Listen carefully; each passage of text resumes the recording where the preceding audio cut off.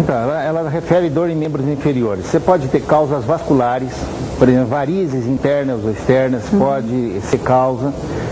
Aí, mais uma vez, lembrando que toda a inervação do membro inferior, ela sai aqui da região lombar. Então, você pode ter causas também na região lombar. Você pode ter causas ortopédicas no próprio membro inferior, desde a bacia até a articulação do joelho e tornozelo. Então, uma coisa muito... Essa questão me faz lembrar o seguinte: aqui no Brasil é muito habitual o paciente que não tem um padrão de dor e passa a ter. A primeira coisa que faz é ouvir opiniões, ou às vezes por conta própria vai numa farmácia e faz aquilo que se chama de automedicação. Isso é um equívoco muito grande, em algumas circunstâncias é grave, inclusive, porque retarda um diagnóstico que às vezes é complicado e que merecia uma intervenção de especialistas. Pode ser um tumor, muitas vezes, uma dor de cabeça, por exemplo. Então, no caso, eu acho que ela também deve passar com um clínico, certo? Ou um cirurgião vascular, para ver essa questão de vascularização do membro inferior. Problemas de tireoide também, muitas vezes, dão dores nas pernas e depressão, porque ali até começar a chorar. Anemia dá dor nas pernas também. Problemas de tireoide, como você falou, dá dor generalizada no corpo todo, incluindo as pernas. Lembrando que o paciente movimenta-se pelas pernas. Então, há uma sobrecarga, ela tem um pouco um sobrepeso e, evidentemente, que tudo isso sobrecarrega e pode ser tem causas variadas do problema que ela refere. Vamos para mais uma dúvida? Meu nome é Ivanilda, faz 1 ano que eu tenho dor nas costas, pego muito peso. Existe tratamento para isso? Bom, ela mesma já está dizendo da causa e do diagnóstico e provavelmente do jeito de tratar. Pego muito peso? É preciso ela considerar a faixa etária e a postura que ela desenvolve todo esse tipo de esforço físico, porque ao longo de muito tempo, porque quando você faz isso 1 dia ou 2, tudo bem, mas ao longo de anos, ali as articulações todas vão sendo sobrecarregadas e vai trazer repercussão progressiva. Então é preciso ter também uma questão de reeducação das atividades. Por isso que o RPG, Reeducação Postural Global, colabora muito com uma profilaxia, que é evitar um agravamento do problema ou até a presença do problema propriamente dito. E já pensando nisso, ainda bem que vários planos de saúde hoje em dia, pensando na medicina preventiva, tem até RPG. Quer dizer, um jeito de você conseguir fazer com que a pessoa fique longe da doença. É a educação, né? Corporal que é importante. Exatamente, né? Isso, muito importante. Vamos mais uma dúvida? Olha lá. Meu nome é Geralda Silva Alcântara, né? E eu estou muito obesa. Eu gostaria de saber que eu sinto muita dor no corpo, se isso é causado pela obesidade.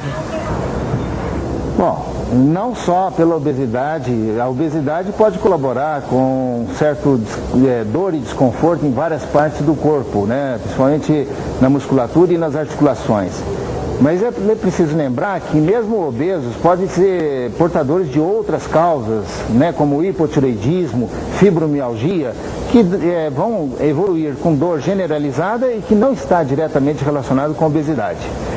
Mas isso também faz lembrar um outro aspecto. O paciente, quando vem com uma queixa, ele deve ser visto como um todo. Não um caso isolado. Exato, e não um segmento só onde tem a queixa.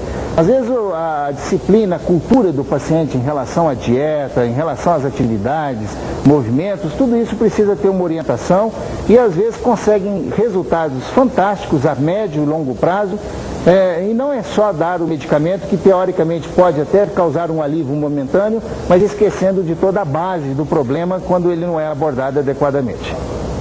A Rosi de Cotia diz que a mãe dela sente uma dor muito forte, como se fosse uma queimação que vai do peito em direção à coluna. Ela pergunta o que pode ser. Então, principalmente ela não discriminou aqui, mas se for de um lado só, pode ser às vezes um caso de neuralgia pós-herpética, mesmo que não tenha passado por aquela fase de cobreiro, de alterações dermatológicas, né? E a dor que ela refere em queimação é bastante sugestiva de uma dor de causa neurológica. Porque a dor neuropática, os dois modos de se manifestar principais são queimação e pontada ou choque, ou fisgada. No peito? Onde ela se manifestar, exatamente. Então, no caso do peito, se for de um lado só, porque o herpes zoster nunca é dos dois lados.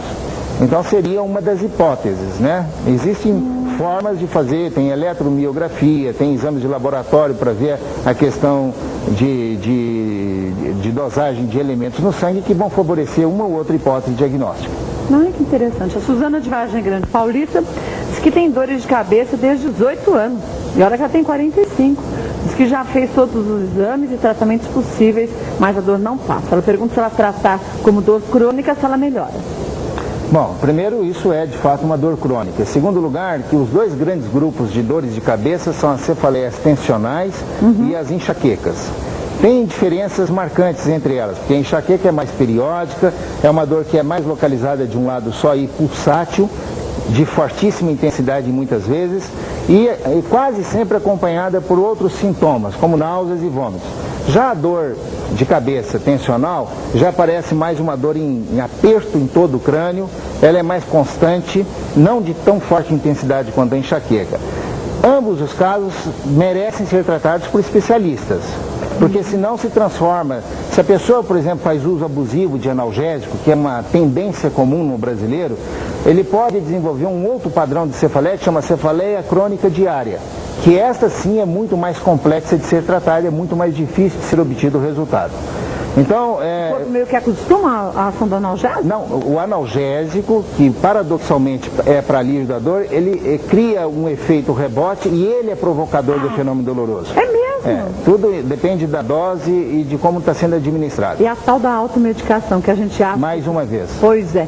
Toma um comprimidinho disso, daquele ácido acetilsalicílico, não faz nada, tomo 2, tomo 3, tomo 4, não acontece, não tem consequência nenhuma. No caso dela, eu sugiro um neurologista clínico, da área neurológica, para fazer o tratamento. A Zuleika da Pompeia diz que todos os dias ao acordar sente muitas dores nos olhos. Ao apertar a pálpebra com os dedos, ela sente a dor também. Ela diz que essa dor passa durante o dia. Ela pergunta se pode ser considerada crônica, já que ela tem diariamente e há anos. Bom, pelo conceito é crônica. Agora, essa é uma causa difícil de determinar, É preciso, evidentemente, fazer um histórico bem feito. Com a experiência do profissional, ele pode colher alguns dados que vão favorecer o diagnóstico. E é sabido que 60% a 75% do diagnóstico é baseado na informação que o paciente te passa. E esses outros 25% a 30% você faz com exames chamados subsidiários ou exames complementares. E aí você tem condição de procurar uma eventual causa, o que nem sempre é conseguido. Muitas das vezes você não tem uma causa física determinante, mas você tem como tratar o paciente sintomaticamente. E a gente tem que parar com aquela mania de chegar no consultório médico e achar que tudo que a gente acha que poderia ser dito é bobagem, que o médico vai achar que a gente é boba por estar falando uma coisa dessas. Às vezes, uma coisinha que para a gente parece ser boba pode ser um grande sinal, ou então um redirecionamento de um diagnóstico. Lembrando isso, que 70% a 75% do diagnóstico é feito baseado na informação que o paciente, independentemente do grau de cultura, do nível social, ele passa para o profissional. A Antonieta Ali Castro, da Moca, pergunta se a osteoporose influencia na dor crônica e pergunta ainda o que fazer quando, ao levantar pela manhã, sentir muitas dores lombares. A osteoporose, ela é uma fragilidade das trabéculas ósseas por perda do cálcio, que é fundamental para o esqueleto.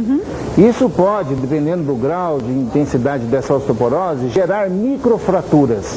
Às vezes, só de virar de um lado para o outro num leito, isso pode acontecer. E são fraturas, às vezes, bastante dolorosas, realmente, E é claro que a reposição de cálcio adequadamente, isso precisa de especialistas, a área de geriatria e endocrinologia pode muito bem orientar um paciente dessa natureza, porque isso vai trazendo uma consequência que limita profundamente a atividade, inclusive básica do paciente, como andar, por exemplo. Então, às vezes, eu falei de microfraturas, mas às vezes uma vértebra inteira, com espirro, um movimento aparentemente até simples, pode fraturar. E isso traz dores, assim, extremamente extenuantes, muito desagradáveis. Às vezes, altamente limitantes da atividade básica, como escovar dente, alimentar-se, assim por diante. Fazendo com que esse paciente, que já é idoso, fique muito no leito, o que é altamente prejudicial. Para o pulmão? Para o pulmão, exatamente. E além do que agrava a osteoporose, ficar parado. Então é